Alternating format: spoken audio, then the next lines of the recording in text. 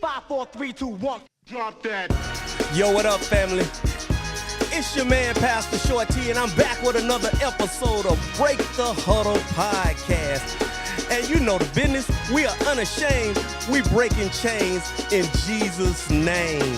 So come on in, listen up, and we are going to have a great time tonight on this episode. So let's go on and get into it how we usually do. I'm going to hit you with the quote of the week. And it goes like this. The path to greatness begins with understanding why you take each step. Let me say that one more time. The path to greatness begins with understanding why you take each step. Now let's hit our scripture of the week. We're coming out of Psalms 37, verse 23. And it reads like this. The Lord directs the steps of the godly. He delights in every detail of their lives. And that leads into our subject for tonight, and we're talking about God's path.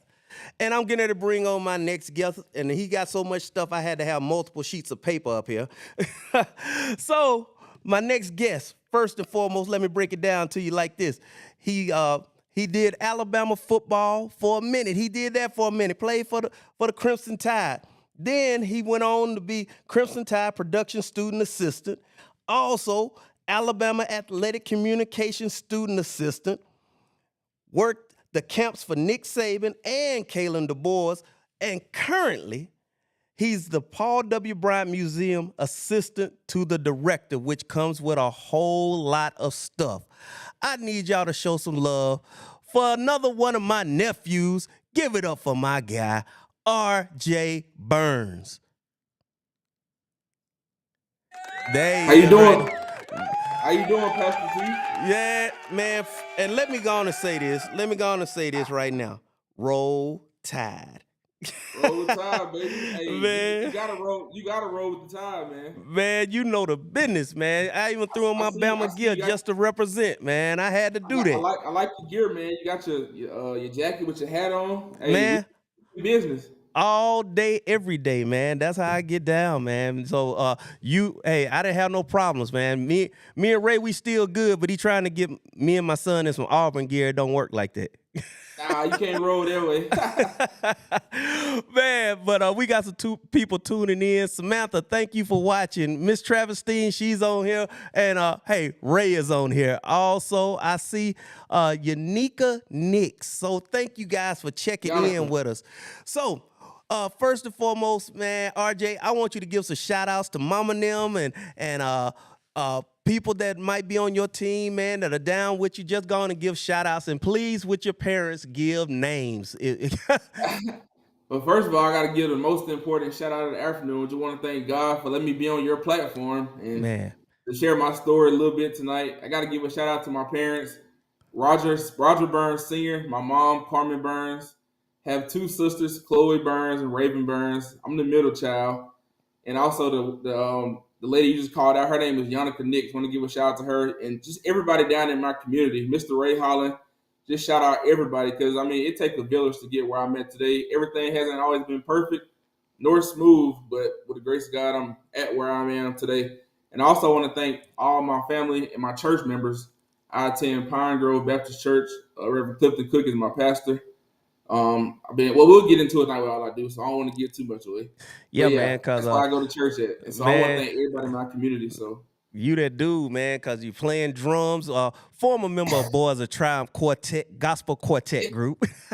Oh yeah, you know how they get down in gospel groups. Yeah, man, you have done a lot, man. But I got plenty of paper up here. But man, we're gonna go on and get into it so people can know more about your testimony and what God is doing in your life.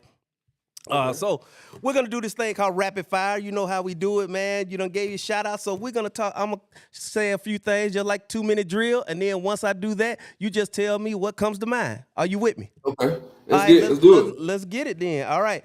Favorite old school family sitcom? Favorite old school family sitcom? Can you give me some examples of those? Like Family Matters, Fresh Prince. Fresh Prince is a good one. Okay.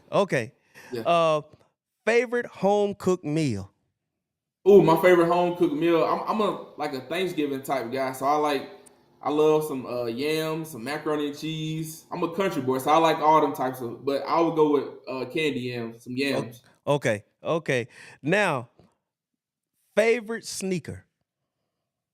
Favorite sneaker? I'm not really a big sneaker head, but I do like the Jordan ones. I have a few. I have a pair of those. I like Jordan ones. Okay. But I mainly wear Nikes. But if I want to go with sneaker, I would go with Jordan ones. Okay, me and you right there, man. I like the ones too, because I Oh couldn't yeah. afford them as a kid, so I love them.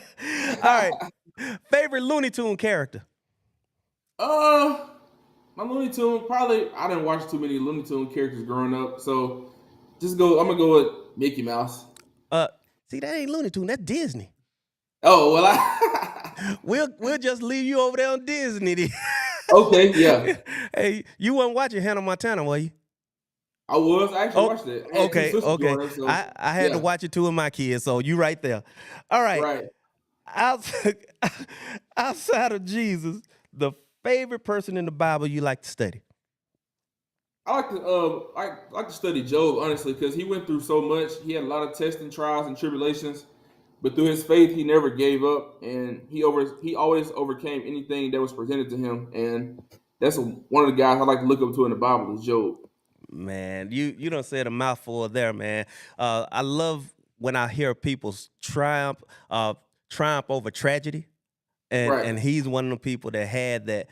So, man, you are an amazing young man, and we're gonna get into your journey. Let's go on and talk about it a little bit. What age did you even begin playing football? I started playing around 5 or 6. Okay. And the crazy thing is about it. So in my community, you had Pee Wee and youth football, but I didn't really play Pee Wee a lot because in this thing in the younger days, it's a certain weight limit you got to be able to do Pee Wee. And I was a big guy, so I was always over the weight limit. So I started out really playing youth the majority of my career. I maybe played like Pee Wee like 1 or 2 years, and after that, they moved up to youth. I was so big. Yeah, I coached them age groups, so I know what you're talking about, man. So you went through that process, but then you were telling me about something that you found out when you got to middle school ball, something that you went through, and that's the reason this is so phenomenal. But we're gonna walk through you middle school, high school. Where'd you play high school ball at? Winterboro High School. Shout out to my home school, Winterboro High School. Class of 2018. Some of my classmates were watching, so I want to give a shout out to them too. Bulldogs in the house. Man, that's what's up, man. Now you went through Winterboro High School. Did you get recruited out of high school? I did. I got some smaller schools, maybe like some D3, D2 schools. I never had a Division I offer, but other schools that I did have, they were in my area that I could compete and play in. Okay, but you went a different route. So what was your route out of high school? So my route initially was to go to a school called Lakeland University. As a matter of fact, I was texting my mom today because I had a picture pop up in my Snapchat memories. We were on a plane. We flew out of Atlanta, and the lady Yannicka Nichols is on here. She assisted us in that process.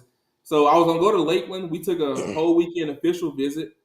I could have went there, but some things went in my favor. But after I got done playing, I competed in a high school North Star All-Star football game, and that was in Montgomery, Alabama. So after that, I played well and I performed well, and I got a call from a school out of Tennessee, Valley Prep. So I went there out of high school, and it really worked out well for me. I enjoyed my process there. But going to Lakeland, I was committed there. I had a signing day at my high school, so I was going to go there. But like I said, everything just changed, and I don't regret nothing. Tennessee Valley Prep, I took classes at a junior college called Calhoun Community College, and everything worked out in my favor. So that was my journey from there out of high school. Wow. So you did the prep school thing, which a lot of people are doing now, especially if they're underdeveloped. So now, how did you end up at Alabama? Well, I wanted to go there initially out of high school, but I had the correct grades, but my ACT wasn't high enough. But as everything in life, you're gonna always have some things you got to go through and overcome. So I went to Calhoun Community College, and then so I transferred to Alabama the fall of COVID. So during the month of November, I believe it's November or December, they always have a free application week. Mm-hmm. So I'm thinking, man, I know I'm going to be here 2 years. So let me start putting in applications to other schools. So I put in Alabama, and that's always where I wanted to go. That was always a dream of mine. So around mid-January, I learned I got accepted, and the rest was history. During COVID of March, so March 2019, we didn't go back to Calhoun Community College because the outbreak was so bad. So I have to finish everything online. So that's how I ended up at Alabama. Great. And I'm kind of a legacy because my uncle, as we stated off the air, he plays for Alabama. So he played at Alabama. He was a part of the 1992 championship team with Antonio Langham and some other guys. So that's how I really ended up at Alabama. Give your folk a shout out. What's his name? Derek Golden. Man. Hey, Derek. My uncle Derek Golden. I gotta give you a shout out, baby. Roll Tide. That is. All right. But you just didn't go to Alabama. You went on and had to fulfill the part of your dream to put that uniform on for a minute. Right. So the spring of 21, I tried out. At first I didn't make it, and then I got called up. So it was during COVID. So a lot of guys were probably transferring. They didn't have enough numbers. So I got called up, and I competed the rest of the spring in 2021, and then I also played in the 8A. But even though it wasn't long, I still had the opportunity to fulfill a dream of putting on the Alabama jersey, and just knowing that I gave my all, I gave my best, and I worked my tail off. And, that's something a lot of people can't say, especially where I come from in Talladega County. So that was a big dream and big honor of mine. But everything didn't stop there. But I'm going to let you go ahead and bring that up. Man, yeah, everything didn't stop there for sure. I think we need to hear the part that most people don't understand. For you to be able to put that uniform on was major. Let's talk about the miracle that happened in your life, because you're actually a walking miracle for you to even be able to put that uniform on and play. Yeah, so when I was in growing up a little, as I stated earlier, me and you talked earlier, I was real bow-legged growing up. So we just thought, me and my family thought it was just really natural, I'm going to grow out of it, or it's something that is just, genetically in my family. But come to find out, when I was in about the 7th grade, I found out that I had something called Blount's disease, and it's basically what caused the legs to bow inner or outwardly. So, I went to my doctor, Dr. Rika in Sylacauga, and she referred me to a specialist in Children's Hospital. So I had surgery, and I had metal plates put in my knees. I still have them in to this day. But that was a journey within itself, because you never know, after an injury to that extent, you never know if you will be able to play the game of football, not even football, but just sports in general. So, but that was a time where I really had to lean on my faith, really had to lean on God, because you can do all the rehab and everything in the world, but you not only want to be able to perform, but you want to be able to perform at a high level, and the high level is a standard. You want to win. So, that was something I went through, but I overcame, so I'm glad that passed through, and I was able to continue playing football and basketball. I was a multi-sport athlete, so I was able to keep on doing football, basketball, and track. So you are obviously the big man in the middle, probably. Yeah. I played that 5 position because I went to a 1A, so hey, I was the center down low now. Yeah. Hey, unfortunately, the big men are always, most of the time, in the post. Not in today's game, but man, you sent me some pictures, man, and we want to go through a few of them. Jacob, work with me on this, man. We want to just look at a few of them right quick. He's gonna put them on the screen. And man, you have been with greatness. I see Blake Sims right there, man, in that picture. And then Sean Alexander, I see him in a picture, man. And there you are with Coach Nick Saban on the sideline. And I hope you didn't get ran off on that one. Nah. and man, you're right there with the team. And this SEC championship after the game, so you're part of that as well. And man, you got to experience what most people don't experience. And there you are holding the SEC championship trophy. So that experience, man, most people can't say that. Being around Coach Nick Saban, I love leadership. And I know you learned some great leadership things from him. Tell me and tell the people that are listening maybe some things that you gleaned from him and maybe some things that he might have encouraged you on. Well, absolutely. I could really be here all day just talking about Coach Saban. Wow. But I mean, all the stories and all the lessons that he implemented in that program was really major, man. I mean, he always talks about, mediocre people don't like high achievers and high achievers don't like mediocre people. Well, that was a big statement that stood out to me, and just little details he paid attention to. Not just doing it right, but how can you perfect your craft in a way that you won't be able to get it wrong? So I just learned a lot of things from him. He's a man of integrity, and he's very humble when it comes to just being a great coach. And like you said earlier, that's really experience a lot of people don't get to experience. I'm very blessed and very humbled that I was able to be around in the Coach Saban era because I learned a lot of things. And the good thing about football, you can always take lessons and apply them to life. So I learned a lot of lessons. I earned my degree. I earned my degree in communication, and I just did a lot of things. A lot of things he talked about, they really stuck with me, and they still stick with me today. And going back to those pictures, man, I get chill bumps talking about them because I come from a 1A school, and a lot of things I went through and I experienced, a lot of people don't get to talk about, and a lot of people don't get to experience. So those pictures we were on the field of 2021 at the SEC Championship. That was a picture that I'll always remember. The picture that we saw, I have a Chris Samuels and Sean Alexander. That's what I do now at the Bryant Museum. I'm the assistant to the director. So during the football season, we're in charge of helping get honorary captains together.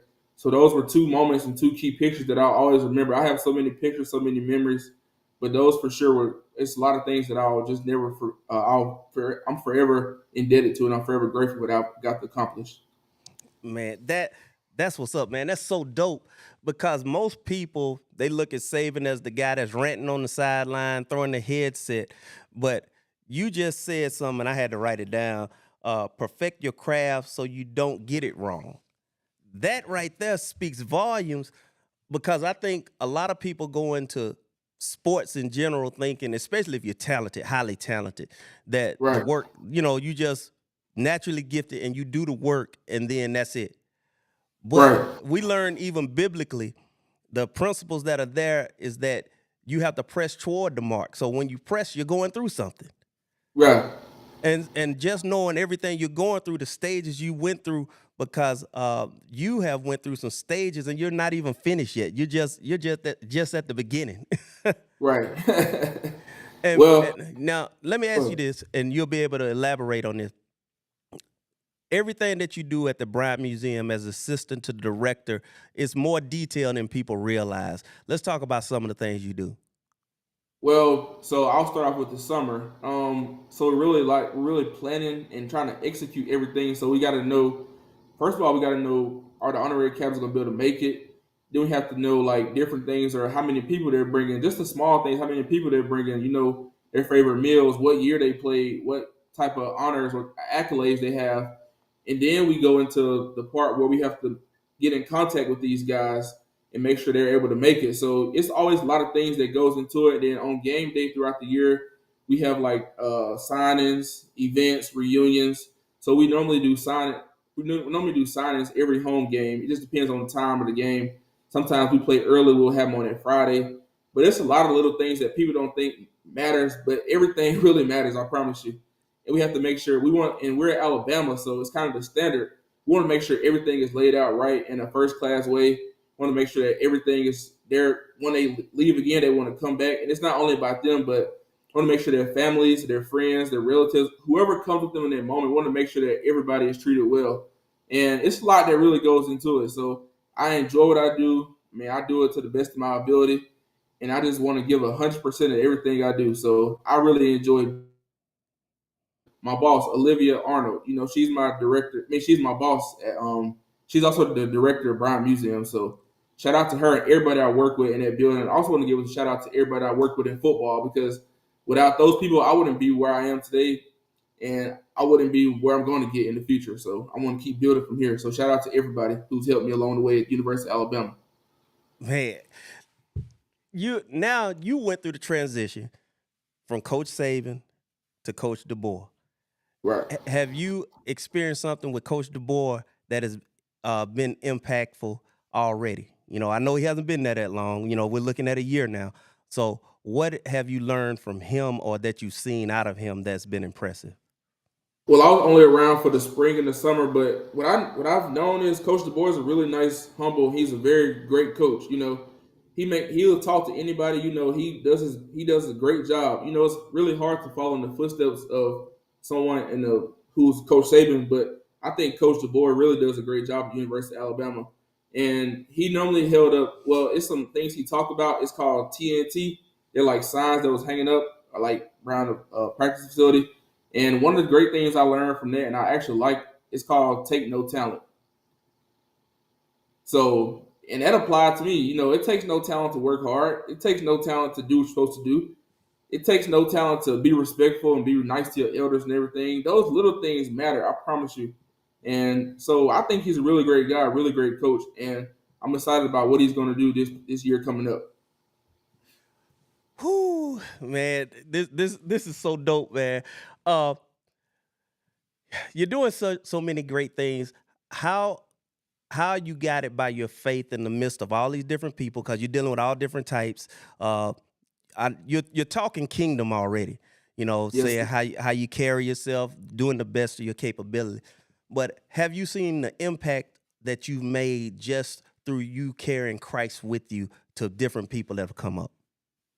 Absolutely. I think one of the main things that helped me with that is my foundation. You know, everything you do, you want to have a foundation to be very, and that foundation is going to root you. It's going to keep you from being cocky, going to keep you from getting a big head.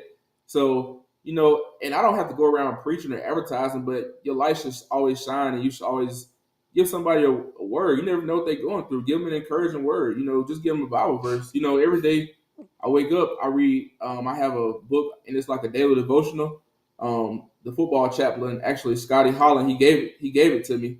So I read it every single day. And sometimes I'll send it to my family. We have a group chat, and sometimes I'll just send it to them and help them out, or I'll post it like on the social media. So I feel like having your faith is very important, and also just going to church, being involved in church, being active in the church.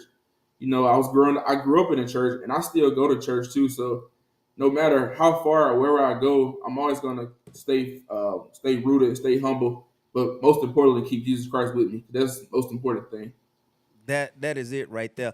You do community work and you go out and Just speak at different things. Let's talk about some of the events and things that you do in the community. well, this over the past few years, I've had a lot of I've had some opportunities to go back home, and that's what it's all about. You know, it's always about who can I impact or who can I inspire, who can I motivate. So I've had a chance to speak at an athletic banquet back home.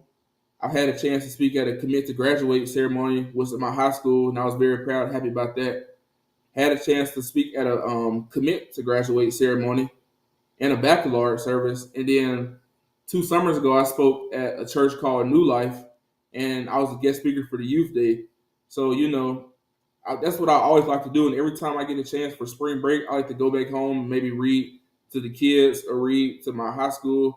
Or I normally go back to my, I go to G&J. I went to G&J Kids Care, and shout out to them. They're the best in the business, best around. So I normally go back home and read to them. And that's what it's all about. It's all about helping other people and being an advocate for your community, because at the end of the day, somebody might want to know how I made it so far, but they'll never know if I never tell them. And when the opportunity presents itself, you can't pass up on those type of opportunities. That is it. And this isn't your final stop. You're actually your goal is to be a sportscaster. And that's where you're headed to. So um, that's the reason God's plans and His path, your steps are ordered. So we with you on that, and you headed that way, man. I'm so excited for what God is doing in your life and laying the foundation. We want to hit a few more things before we get out of here.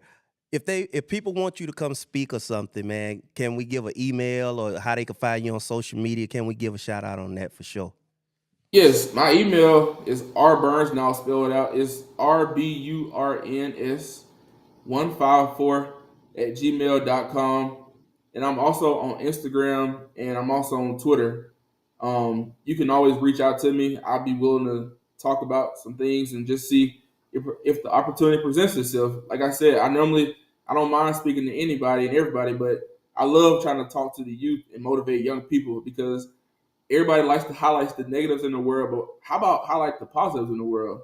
You know, it's so much positivity going on in the world in the community that you can highlight everything you do. I mean, it's not we like to highlight, and I don't want to sound too controversial, but we like to highlight the politics and the shootings, the killings. But how about highlight the positivity in the community? How about highlight people who's making A's and B's in school? How about highlighting the first gen people who's going to college, who's graduating?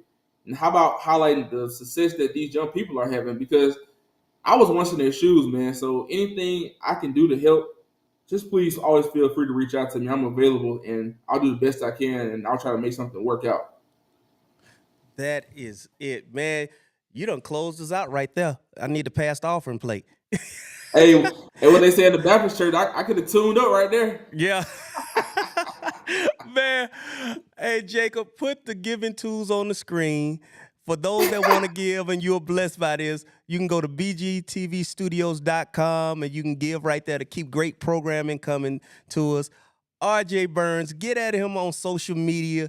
Get at him at his email address and just invite him out because he's doing great things. He's headed in the right direction. His paths are really ordered by the Lord. RJ, thanks for coming on, man, to Break the Huddle podcast. What you got, Pastor Short T. And once again, y'all know how we get down. We unashamed. We breaking chains in Jesus' name. And we'll see you next time. I love all y'all. Peace.